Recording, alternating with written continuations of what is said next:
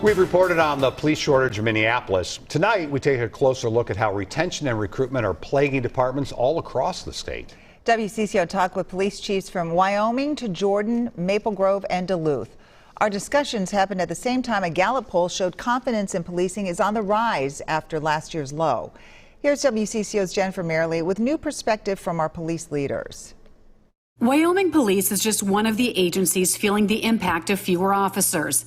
It's a department of 10, including Chief Paul Hoppe. We have 8 patrol people that actually work the street, and we're currently down 2 of those 8. So, from an overall department size, that's 20% for us. From a patrol perspective, that's 30%. What does that mean for you?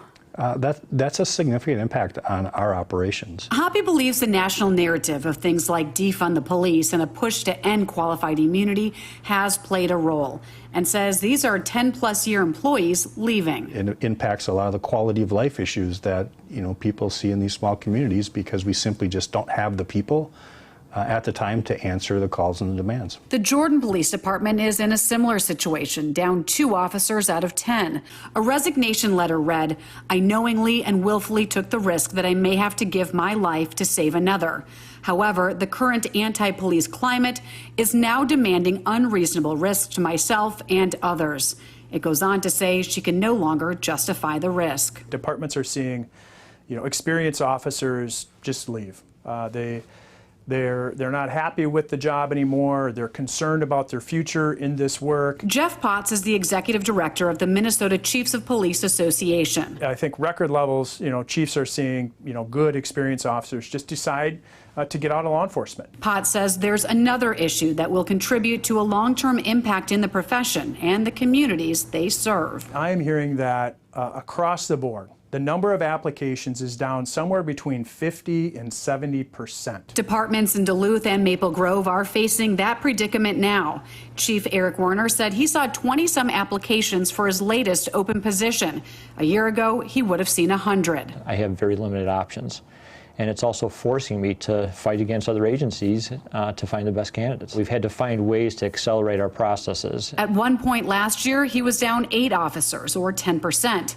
It's an agency that is growing with the population while seeing early retirements and resignations. His question? Where do I get my next candidates? Duluth Chief Mike Tuscan says fewer people are going to school to get into law enforcement in Minnesota. People are looking at the substantial angst and scrutiny that law enforcement is under, and they're stepping on the sidelines and they're holding off and saying, I'm not sure I'm wanting to go into that profession. He has 8 open positions, but foresees 40 retirements in the next 3 years. Calling the confluence a daunting problem. But what happens when you don't have enough candidates who have the certification to become viable, hireable candidates? These leaders do see this turning around. What you're seeing is simply just a snapshot in time.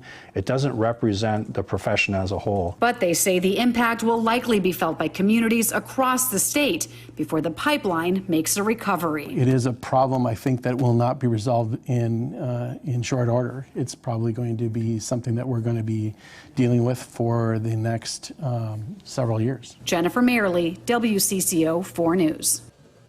Brooklyn Center had 10 officers leave the department since last September. 3 more have left since the officer-involved shooting of death of Dante Wright. We're told that one person in training resigned specifically because of that incident.